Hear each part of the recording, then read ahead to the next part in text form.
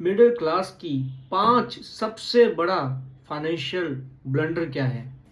साथियों, अभी मेरा एक फॉलोवर है मोहन। वह भी मिडिल क्लास फैमिली से बिलोंग करता है और 25 साल की उम्र में उसकी जॉब लग गई है।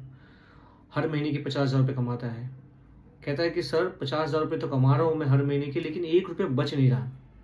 तो मैंने कहा कि पिछले महीने का जो भी तुमने खर्चा किया है उसका ट्रैकर दिखाओ या रिकॉर्ड दिखाओ कि तुमने कहाँ कहाँ खर्च किया है। अंदाज़ा है तुमने कहाँ कहाँ खर्च किया। क्या नहीं सर, पैसा आता है और यूपीआई से मैं पेमेंट कर देता हूँ जो भी मेरे खर्चे होते हैं। मैंने कहा यही सबसे बड़ा ब्लंडर है।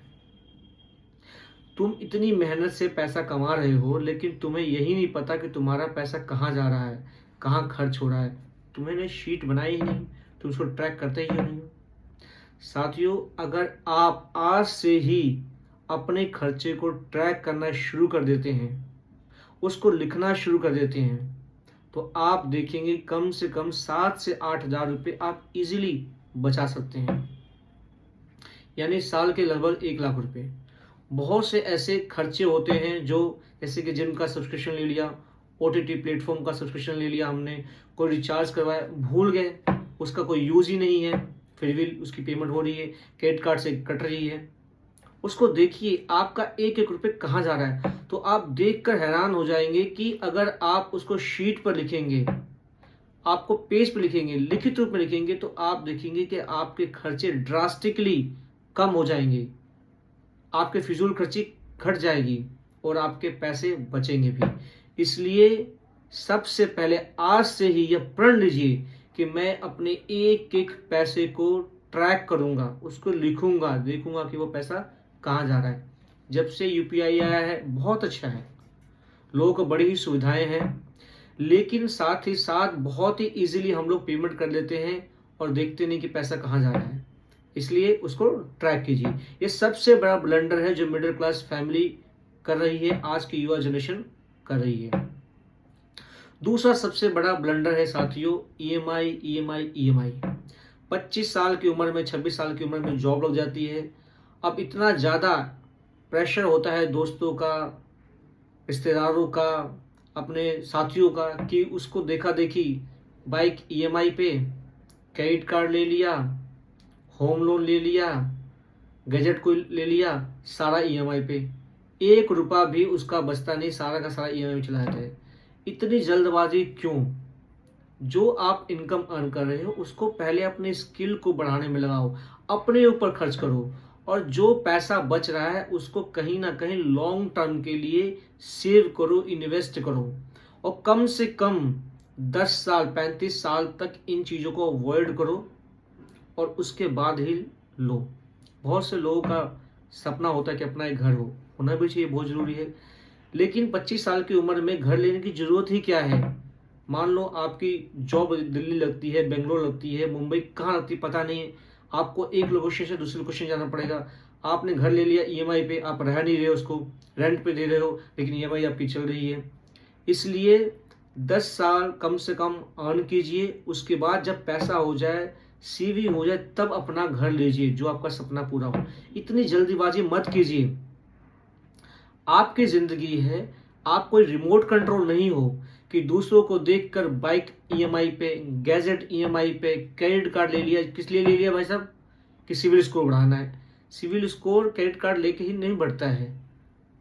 तो इसलिए ईएमआई से निकलिए, डेब्ट ट्रैप से निकलिए। आज की जनजी लोन एक लेती है, दूसरा लेती है पहले को चुकाने के लिए, तीसरा लेती है दूसरे को चुकाने के लिए, और डेब्ट ट्रैप पे फंसती जा रही है।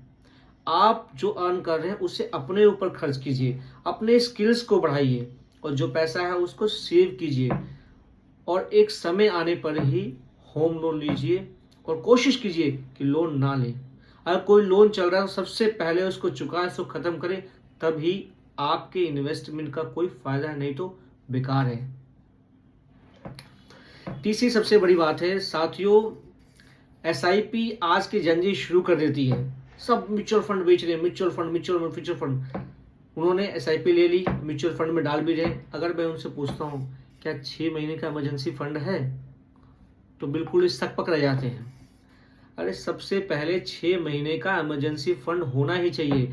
50,000 रुपये सैलरी है तो कम से कम 3 लाख रुपए आपके बैंक में होने चाहिए, आर्बिट्राज फंड में, एफडी में होने चाहिए। कल को आपकी जॉब छूट जाए, कोई एक्सीजेंसी हो जाए, कोई दिक्कत हो जाए, तो उस केस में आपको पास इमरजेंसी फंड होना ही चाहिए 6 महीने का।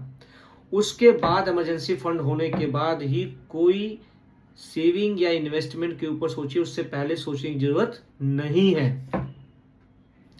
चौथी बात साथियों, इन्वेस्टमेंट करने से पहले सबसे बड़ी बात है कि आपके पास 2 चीज तो होनी ही चाहिए। पहला है आपके पास हेल्थ इंश्योरेंस। आपका हेल्थ इंश्योरेंस होना चाहिए। जितनी छोटी उम्र है, 25-26 साल की उम्र में लेंगे तो आपका प्रीमियम भी बहुत सस्ता पड़ेगा। दूसरा है टर्म इंश्योरेंस। आपके ना रहने पर भी आपकी फैमिली सर्वाइव कर सके, अच्छी लाइफस्टाइल जी पाए, उसके लिए टर्म प्लान होना बहुत जरूरी है। और ये प्योर टर्म प्लान होना चाहिए, इसके अंदर इन्वेस्टमेंट इंक्लूड नहीं होना चाहिए। यानी एक हेल्थ इंश्योरेंस, एक टर्म प्लान बहुत जरूरी है, इसको लीजिए। इसके लिए बिना कहीं इन्वेस्टमेंट करने की जरूरत नहीं है, इसको लेने के बाद ही इन्वेस्टमेंट के बारे में सोचना है। ठीक है। और लास्ट साथियों, जिसको मैंने पहले ही मेंशन किया, होम लोन, यानी नया घर मत खरीदिए जल्दी 25-26 साल की उम्र में। कम से कम जब 35 साल की उम्र हो जाए, पैसा कुछ सेव हो जाए, उसके बाद ही घर लेने की सोचिए, उससे पहले नहीं। घर लीजिए, आपका सपना है, लेकिन उसका एक समय होता है।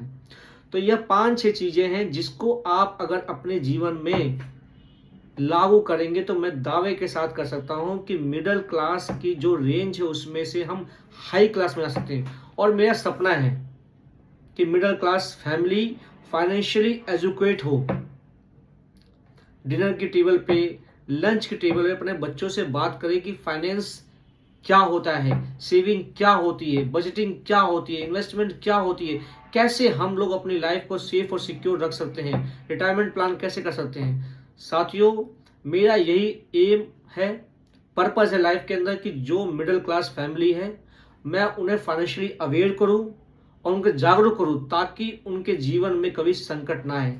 अगर ये वीडियो आपको अच्छी लगी तो इसको लाइक करें, सब्सक्राइब करें और अधिक से अधिक लोगों को शेयर करें। मैं आपका दोस्त श्री राजेश में, तो बहुत बहुत धन्यवाद साथियों।